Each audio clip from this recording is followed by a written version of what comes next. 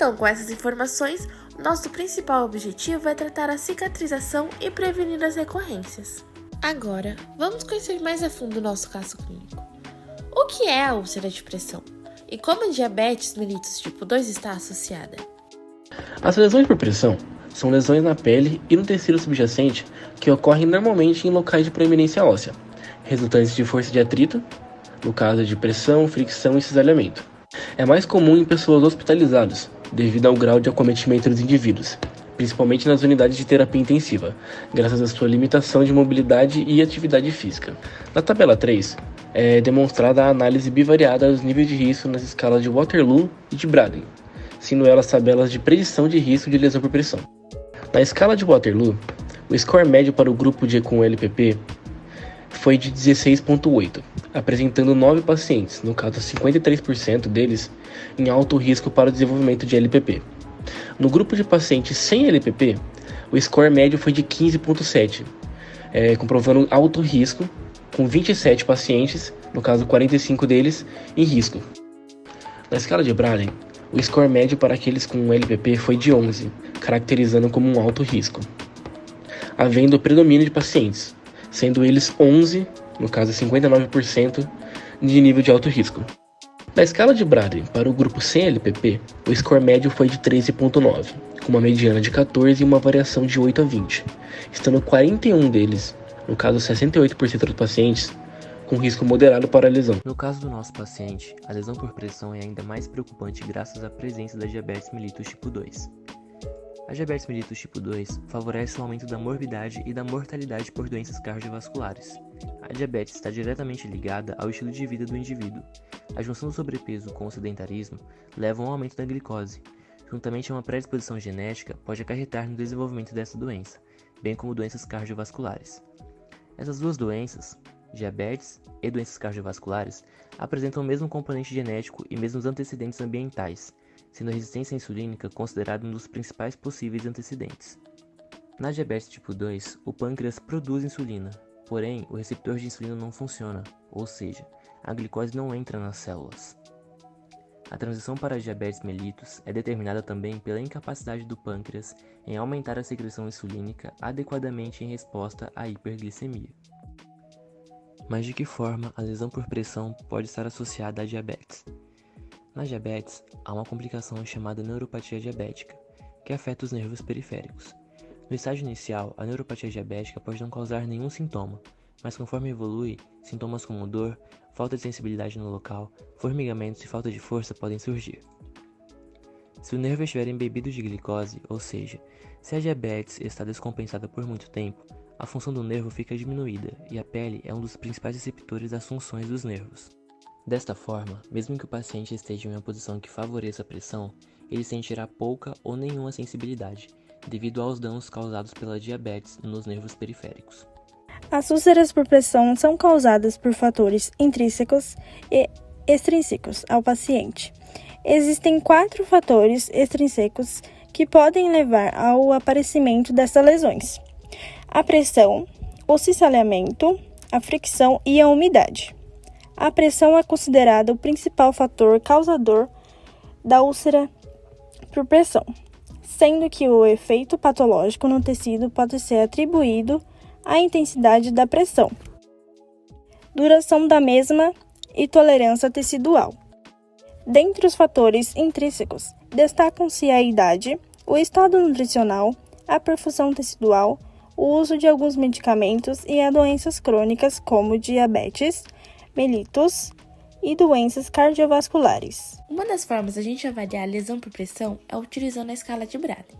Então, a escala de Braden ela é composta por 6 domínios: percepção sensorial, mobilidade, atividade, umidade, nutrição, fricção e cisalhamento.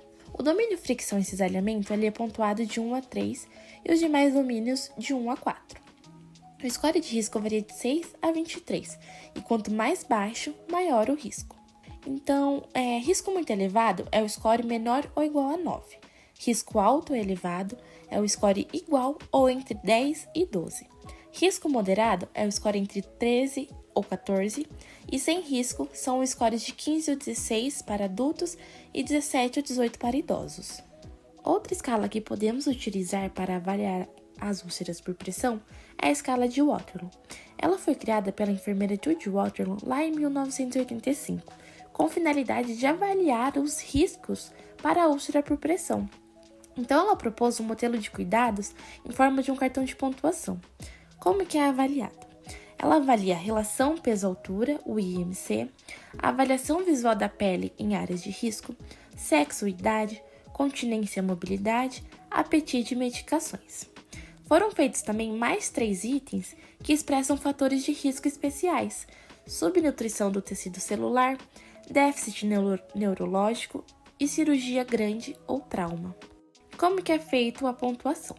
Então, quanto mais alto o score, maior será o risco de desenvolver a lesão. Os pacientes são estratificados em 3 grupos, conforme a pontuação. Então, score de 10 a 14 é denominado em risco, score de 15 a 19 em alto risco e score maior que 20, altíssimo risco de desenvolvimento de úlcera de pressão. As lesões por pressão são separadas por estágios, a fim de diferenciar e identificar uma das outras de acordo com o seu grau de lesão. Lesão por pressão estágio 1. Pele íntegra com área localizada de eritema, que não embranquece e que pode parecer diferente em pele de cor escura. Mudanças na sensibilidade, temperatura ou consistência. Podem preceder as mudanças visuais. Mudanças na cor não incluem descoloração púrpura ou castanha. Essas podem indicar dano tissular profundo. Lesão por pressão estágio 2. Perda da pele em sua espessura parcial com exposição da derme. O leito da ferida é viável, de coloração rosa ou vermelha, úmido e pode também apresentar-se com uma bolha intacta, preenchida com exudado seroso ou rompida. O tecido adiposo e tecidos profundos não são visíveis. Tecido de granulação, acéfalo e escara não estão presentes. Lesão por pressão estágio 3. Então, de acordo com o nosso caso clínico, essa é a lesão que o nosso paciente apresenta, e ela se caracteriza da seguinte forma: perda da pele em sua espessura total, na qual a gordura é visível e, frequentemente, tecido de granulação e epíbole. A profundidade do dano tecidular varia conforme a localização anatômica.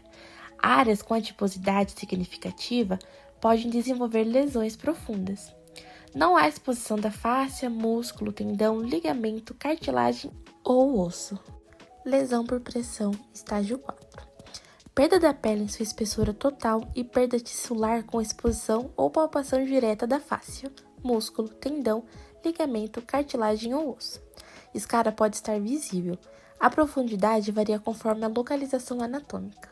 Aqui nós podemos observar, então, os estágios da lesão por pressão na sua real forma. Vamos abordar agora os locais mais acometidos conforme o decúbito que o paciente se encontra. Decúbito ventral.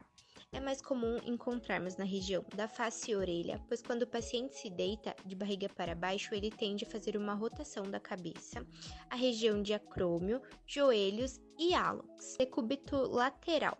A região da orelha, grade costal, trocânter maior do fêmur, côndilos mediais e laterais e maléolos. Dando ênfase agora no decúbito dorsal, temos a nuca, próxima à região occipital, as escápulas, cotovelos, a região sacral, que é a região acometida nessa paciente, e os calcanhares. É importante salientar que a lesão por pressão pode começar apenas com uma vermelhidão, então é de suma importância que fiquemos atentos a esses locais mais acometidos. No caso do nosso paciente, para o tratamento terapêutico, nós podemos usar o laser. Bom, então vamos lá entender um pouquinho. Em relação ao laser de baixa frequência nas úlceras por pressão, pode-se ressaltar que é considerado um recurso importantíssimo e que exerce efeito positivo sobre o processo ulcerativo, diminuindo consideravelmente o tempo de cicatrização. Bom, dessa forma, o laser pode ser utilizado como uma estratégia para que o paciente portador das úlceras por pressão possa rapidamente voltar às suas atividades diárias. A laser terapia estimula a atividade mitocondrial, causando um aumento da síntese de trifosfato de adenosina, ATP. Em adição, oferece um efeito de sinalização celular, promovendo uma proliferação celular e citoproteção. A exposição do paciente à laser terapia promove efeitos que atuam a nível celular, melhorando e acelerando o metabolismo, além de se intensificar a reabsorção da fibrina, aumentar a quantidade de tecido de granulação e diminuir a liberação de mediadores inflamatórios. Processo esse que, em conjunto com outros fatores, acelera o processo de reparação tecidual. Além do mais, o laser, além de ajudar nessa aceleração no processo de cicatrização da úlcera por pressão, ele estimula também a angiogênese, que é algo muito importante. Bom, temos que se lembrar de uma coisa importantíssima também. Devemos ter muito cuidado com as úlceras por pressão. Esse cuidado ele deve ser minucioso, pois elas podem evoluir, gerando complicações gravíssimas, principalmente com um alto risco de infecções, sepse, abscessos, formação de fístulas, osteomielite, malignização da lesão por carcinoma espinocelular, ocorrendo por degeneração das feridas em estado crônico mal cicatrizadas. Mas afinal, quais são então os parâmetros que a gente deve usar no laser para tratar o nosso paciente com úlcera por pressão? Bom, o laser ele deve ser o de 658 nm, dose 3 a 6 joules por centímetro quadrado, modo pontual e em lesões pequenas, como é o caso do nosso paciente, recomenda-se a aplicação diretamente sobre a área lesionada. Nós sabemos que para um tratamento efetivo para a úlcera por pressão, precisamos passar orientações para o nosso paciente. Aqui nós temos recomendações gerais, então inspeção, questão de higiene, de curativos, de mudança de decúbito, a importância da equipe multi, avaliar a lesão pelo menos uma vez ao dia, não massagear, não friccionar, evitar cisalhamento, questão de posicionamento e mudança de decúbito. E aqui a gente tem detalhadinho algumas coisinhas, como reduzir a umidade, como avaliar a pressão. Aqui temos o relógio de mudança de decúbito. O padrão é de 2 em 2 horas. Mas não podemos esquecer que existem pacientes que precisam mudar de decúbito a cada 1 hora.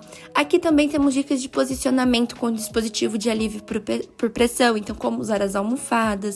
Aqui temos algumas recomendações para o cuidador saber se o colchão está bem cheio, se as almofadas e travesseiros estão na posição correta.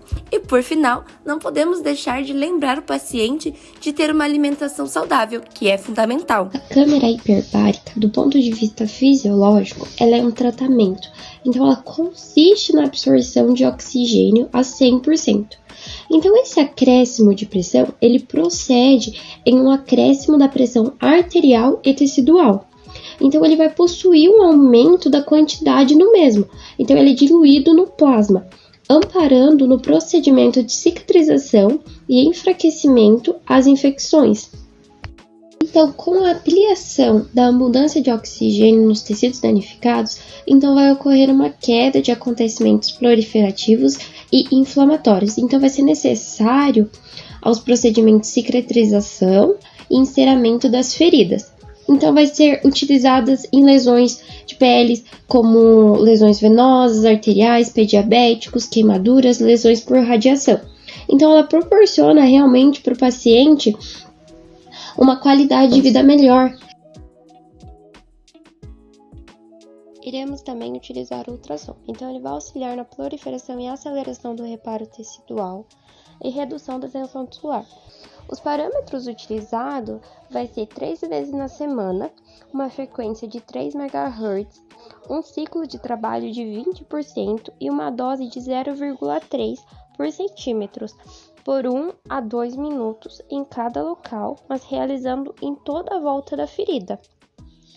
O ultrassom ele vai ter uma duração de 4 a 12 semanas para realmente ter uma eficácia nesse tratamento.